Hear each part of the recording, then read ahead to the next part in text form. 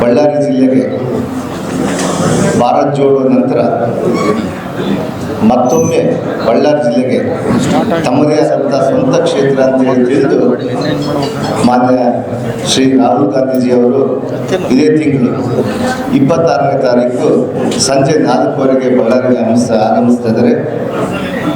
ಚುನಾವಣೆ ಪ್ರಚಾರಕ್ಕಾಗಿ ಅವರು ಬರ್ತಾ ಇದ್ದಾರೆ. ಅದರಲ್ಲಿ ಮುಖ್ಯವಾಗಿ ಬಳ್ಳಾರಿಯ ತಮ್ಮ ತಾಯಿಯ ಕ್ಷೇತ್ರದ ರೀತಿಯಾಗಿ ತವರು ಕ್ಷೇತ್ರದ ರೀತಿಯಾಗಿ ಭಾವಿಸಿ ಇವತ್ತು ಮಾನ್ಯ ನಮ್ಮ ಅಧಿನಾಯಕರಾಗಿರುವಂಥ ರಾಹುಲ್ ಗಾಂಧೀಜಿಯವರು ಇವತ್ತು 26ನೇ ತಾರೀಕು ಸಾಯಂಕಾಲ ಬಳ್ಳಾರಿಗೆ ಬಂದು ಈ ಪ್ರಚಾರದಲ್ಲಿ ಚುನಾವಣಾ ಪ್ರಚಾರದಲ್ಲಿ ಇವತ್ತು ಭಾಗಿಯಾಗಿ ಅವರ ಒಂದು ಭಾಷಣದ ಮೂಲಕ ಬಳ್ಳಾರಿ ಜನತೆಗೆ ಮತ್ತು ಈ ಭಾಗದ ಉತ್ತರ ಕರ್ನಾಟಕ ಭಾಗದ ಎಲ್ಲ ಸಂಸದರನ್ನ ಗೆಲ್ಲಿಸಬೇಕಂತೇಳಿ ಪಣ ತೊಟ್ಟುಕೊಂಡು ಹೆಬ್ಬಾಗಲಾಗಿರುವಂಥ ಬಳ್ಳಾರಿಯಲ್ಲಿದೆ ಇವತ್ತು ಕಾರ್ಯಕ್ರಮದ ಒಂದು ಬಹಿರಂಗ ಸಭೆಯನ್ನು ಇವತ್ತು 26ನೇ ತಾರೀಕು ಸಾಯಂಕಾಲ ಮಾಡ್ತಾ ಇದ್ದಾರೆ.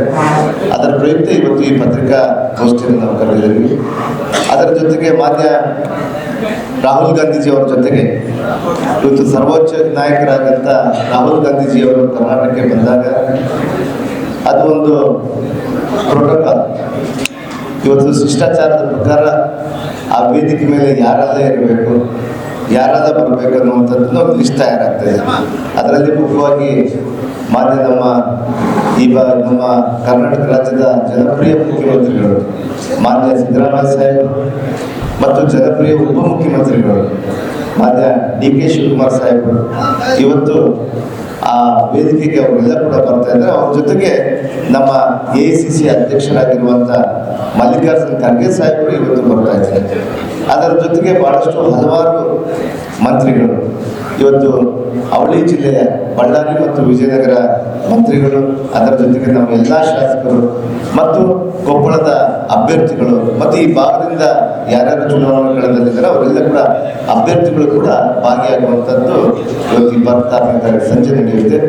ಅದಕ್ಕೆ ಸಹಸ್ರಾರು ಸಂಖ್ಯೆಯಲ್ಲಿ ಸುಮಾರು 1 ಲಕ್ಷಕ್ಕೂ ಮೇಲ್ಪಟ್ಟ ಜನಸಂಖ್ಯೆಯನ್ನು ಸೇರಿಸುವಂಥ ಒಂದು ನಿಟ್ಟಿನಲ್ಲಿ, ಯಾಕಂದರೆ ಈ ಬಹಿರಂಗ ಸಭೆ ಮಾನ್ಯ ರಾಹುಲ್ ಗಾಂಧೀಜಿಯವರು ಇವತ್ತು ಈ ನಾಡಿಗೆ ಬಳ್ಳಾರಿಯ ನಾಡಿಗೆ ಇವತ್ತು ಬರ್ತಾ ಇದ್ದಾರೆ, ಬಿಸಿಲು ನಾಡಿಗೆ ಬರ್ತಾ ಇದ್ದಾರೆ. ಅವರ ಎಲ್ಲೆಲ್ಲಿ ಬಂದು ಹೋದಾಗ ಎಲ್ಲ ಕೂಡ ಕಳೆದ ವಿಧಾನಸಭೆಯಲ್ಲಿ ನಾವೆಲ್ಲ ಕೂಡ ಗೆದ್ದಿದ್ದೀವಿ ಅಂತ ಒಂದು ಭಾವನೆ ನಮ್ಮ ಕಾಂಗ್ರೆಸ್ ಪಕ್ಷದಲ್ಲಿದೆ.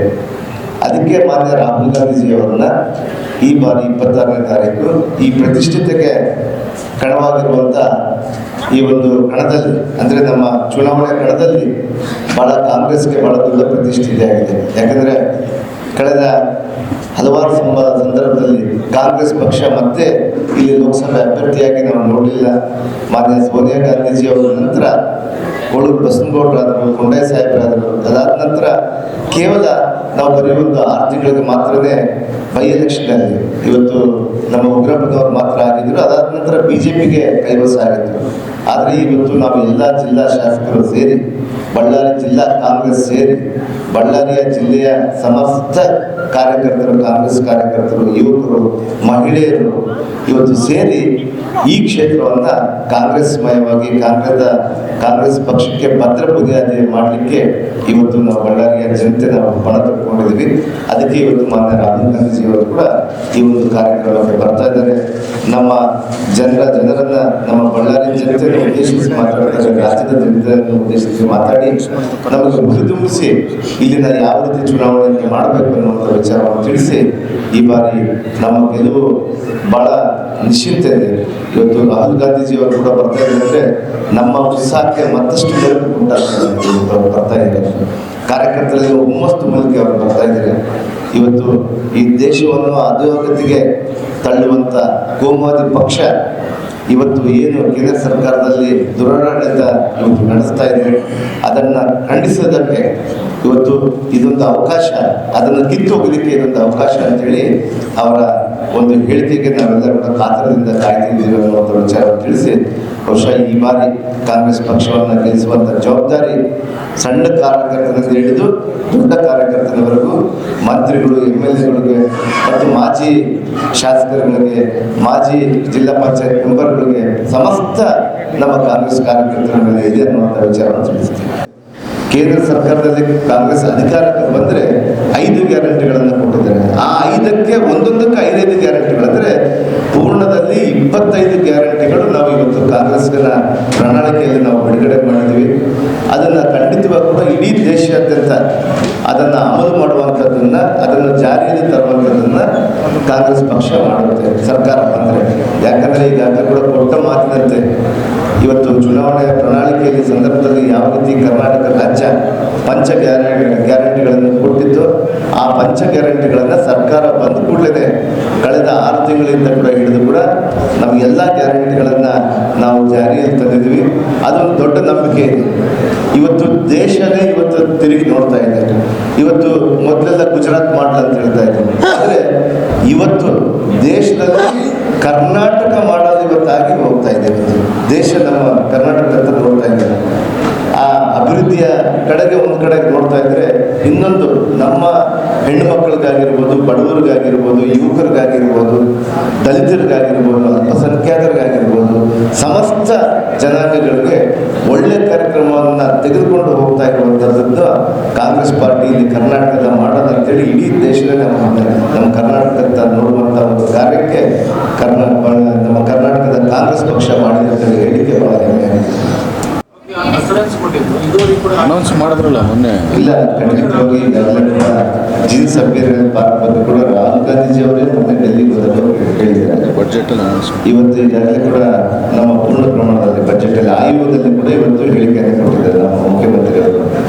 ಯಾಕಂದರೆ ಇವತ್ತು ನಾವು 53,000 ಕೋಟಿ ಇವತ್ತು ಈ ನಮ್ಮ ಗ್ಯಾರಂಟಿಗಳಿಗೆ ನಾವು ಇಟ್ಟಿದ್ದೀವಿ.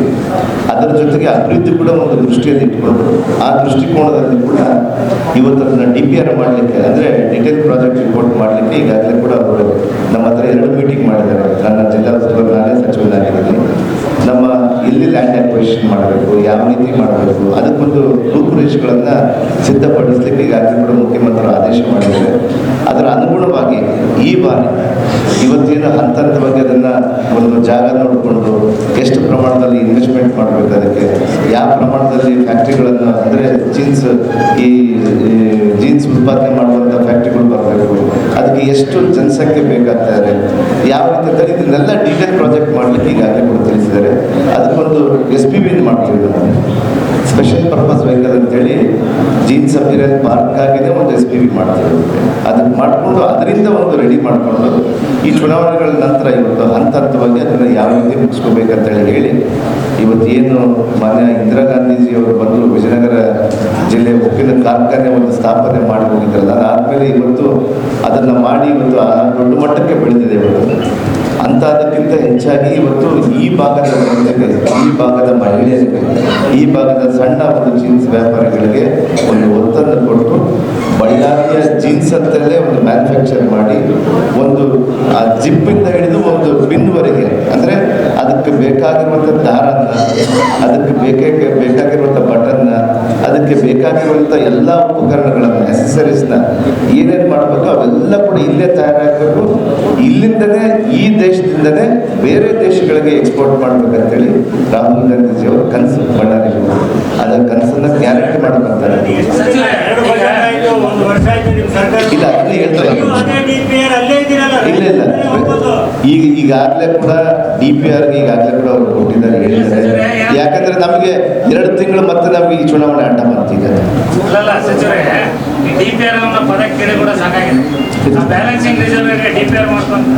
ಅಲ್ಲಿ ಮಾಡಿದ್ದಾರೆ ನವಲಿ ಇದಕ್ಕೆ ನೋಡಿ ಒಂದು ರಿಸರ್ವರ್ ಏನಾಗಿದೆ ಅಂದ್ರೆ ಅದು 3 ರಾಜ್ಯಗಳ ಮೇಲೆ ಬರ್ತಾ ಇದೆ. ಆ ರೀತಿ ಆಗಲ್ಲ ಬಿಡ್ರಿ. ನಮ್ಮ ಆಡಳಿತದಲ್ಲಿ ಆ ರೀತಿ ಆಗದೇ ಇಲ್ಲ. ನಮ್ಮ ಆಡಳಿತದಲ್ಲಿ ಮುಂದೆ ನೋಡ್ತಿರ್ತಾರೆ, ತಾವೆಲ್ಲ ಕೂಡ ತಾವು ಸಾಕ್ಷಿ ಆಗ್ತಿರ್ತಾರೆ. ಬಿಜೆಪಿ ಒಂದು ನಾವು ಅವರ ಮಾತಿಗೆ ಅದಕ್ಕೆ ಏನು ಕೂಡ ನಾವು ಇದು ಕೊಡೋದಿಲ್ಲ. ಯಾಕಂದ್ರೆ ಅವರ ಕಾರ್ಯವೈಖರಿನೇ ಬೇರೆ, ನಮ್ಮ ಕಾರ್ಯವೈಖರಿ ಇದು ಕಾಂಗ್ರೆಸ್ನ ಗ್ಯಾರಂಟಿ ನಮ್ಮ ಜಿ ಸಭೆಯಲ್ಲಿ ಕೂಡ ಬಂದಿದೆ. ಸಚಿವರೇ ರೋಪ ಹಾಕಿಲ್ಲ 3 ವರ್ಷ ಆಯ್ತು. ಕಾರ್ಪೊರೇಷನ್ ಎಲೆಕ್ಷನ್ ಅಲ್ಲಿ ಕೊಟ್ಟಿದ್ದು ನೀವು ಆಶ್ವಾಸನೆ ಇಲ್ಲ, ಅದಕ್ಕೆ ಬೆಟ್ಟಕ್ಕೆ ಹೀಗಾದ್ರೆ ಕೂಡ ಅದೊಂದೇ ಅಲ್ಲ, 2 ರೂಪಾಯಿ ಮಾಡ್ತಾ ಇದೀವಿ ನಾವು.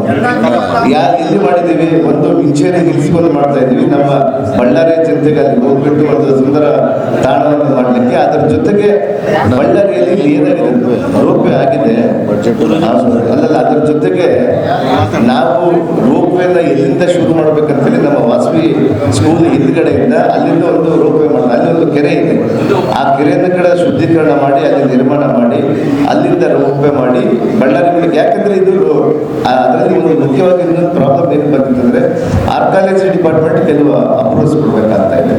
ಅದೆಲ್ಲ ತಗೊಂಡಿದ್ದೀವಿ ನಾವು ಈಗಾಗಲೇ ಕೂಡ. ಸಚಿವರೇ, ಬಳ್ಳಾರಿ ಜೇಮ್ಸ್ ಪಾರ್ಕ್ ಈ ಸರ್ಕಾರದ ಆಡಳಿತ ಅವಧಿಯಲ್ಲಿ ಆಗುತ್ತಾ? 100% ಆಗಿ ಆಗುತ್ತೆ. ಬಳ್ಳಾರಿಯ ನಿರಂತರ ಸುದ್ದಿಗಾಗಿ ಬಳ್ಳಾರಿ ಬೆಳಗಾಯಿತು ಚಾನೆಲ್ನ ಸಬ್ಸ್ಕ್ರೈಬ್ ಮಾಡಿ ಹಾಗೂ ಬೆಲ್ ಐಕಾನ್ ಒತ್ತಿ.